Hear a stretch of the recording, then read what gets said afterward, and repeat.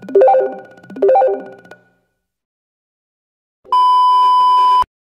hello guys, once again, welcome back to my channel and welcome back to Chloe TV. Sa mapagpalang araw po sa inyong lahat, sang sulok man kayo ng mundo.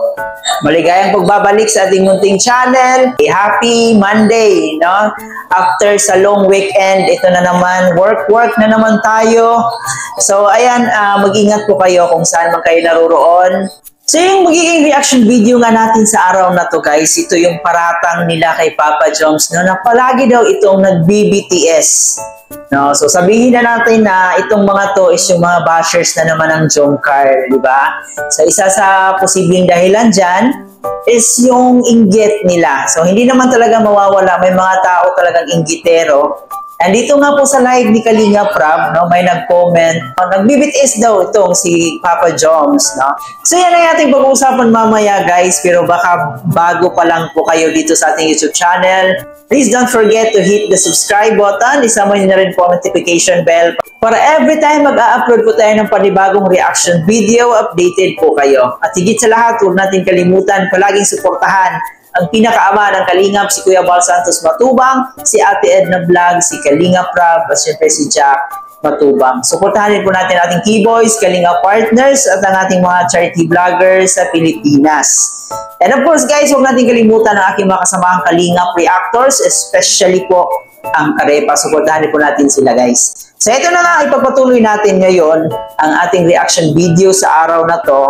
Tulad ng sinabi ko kanina, ito po ay nanggaling sa live ni Kalinga Prab. So panoorin muna natin itong live ni Kalinga Prab kasi dito po may nag-comment sa kanyang live na palagi daw itong nag-BBTS si Kalinga Jomar. So panoorin muna natin to, tsaka tayo magbigay ng ating opinion pagkatapos sa clip video na to. Si Jomar, David at ibang Kalinga panay BTS na. Ay, hindi si Joms, may pabahay si Joms mga Kalingap. May pabahay po si Joms. Hindi po siya yung ano lang. Grabe din po ang ang charity ni Papa Joms. Check niyo po yung kanyang YouTube channel at makikita niyo po. Grabe nga yung pabahay ni Papa Joms, namumroblema nga siya sa pabahay niya. Kasi hindi naman sapat yung kinikita niya sa sarili niyang YouTube channel lang. Mahirap po talaga. Pag nagpabahay ka, matik po, maglalabas ka talaga mula sa sarili mong bulsa, no? Automatic po yun, kahit pa sabihin natin, bait ni Papa Joms mabait po yun si Papa Joms, ang kaligayahan lang nun, si Carla at kumain. Yan. Basta niya si Carla tapos kumakain, masaya na po yun. Na panood po natin ang live ni Kalinga Prab kung saan na po dito may nag-comment na palagi daw itong nag-BBTS si Kalinga Jomar. So magbabasa lang po tayo ng notes baka para hindi tayo maligaw kung saan tayo mapunta.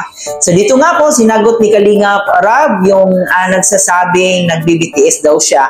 And ultimo si Kalinga Prab talagang dinipinsahan niya itong si Papa Joms na hindi nag-BBTS. No? Walang BTS na nangyari kay Papa Joms.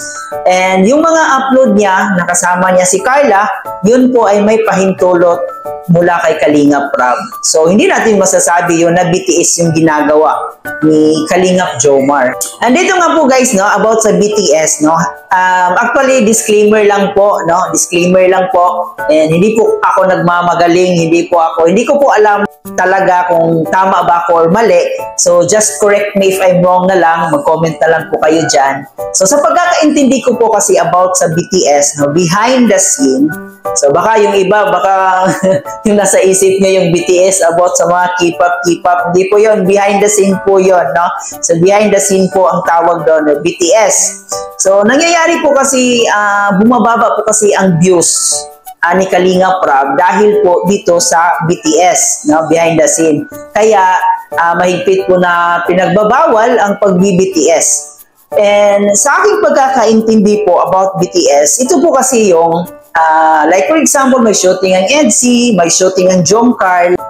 For example, may shooting ang Jomcar. So, pag sinabi niyong nag-BBTS si Papa Joms, ibig sabihin po niyan, sinushoot niya or binibidyuhan niya yung mga pangyayari or hindi naman si Papa Joms makapag-video kasi nga po nandun siya sa shooting, di ba? Or meron siyang friend na taga-video. So, parang ang nangyari, pag sinasabi natin BTS, so binibidyohan niya yung eksena ng Jungkook, no? Na eksena ng serye. Tapos, ina-upload niya doon sa YouTube channel niya na hindi pa na-upload yung serye, yung part ng serye. So para sa akin guys, yun yung pagkakaintindi ko sa BTS, behind the scene. Kaya nga po pinagbabawal talaga na kunan yung behind the scene ng serye tapos i-upload nila kasi wala nang excitement, wala nang aabangan yung tao kasi nga po nakita na ng ating mga viewers kung ano yung pwedeng mangyayari. So kaya nga po tinatawag na BTS yan o behind the scene at pinagbabawal po yan ni Kalinga Prab para hindi bumaba yung views ng ating serye ng Jungkook, EDSI, Danjoy. So yun po yung pagkakaintindi ko about BTS. Pero sa case ni Papa Joms, hindi natin masasabing behind the scene yun kasi yung pagbablog niya kasama niya si Carla, i-approve naman po yun kay Kalinga Prab at nagpapaalam naman po siya kay Kalinga Prab doon. So hindi natin masasabing BTS.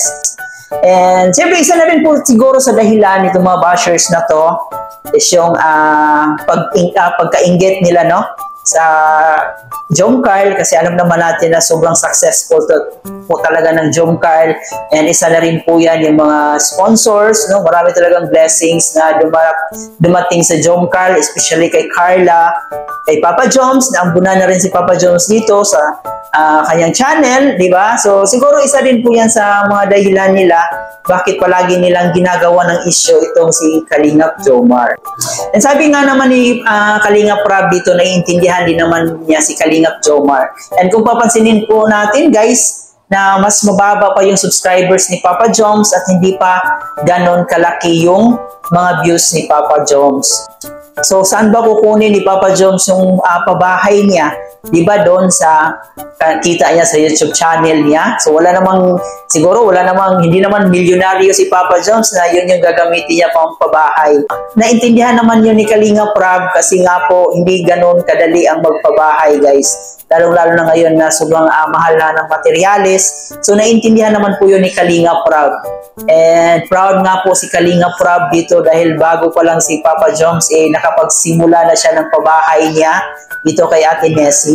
So sana naman guys, no, minsan magpreno din po tayo, no.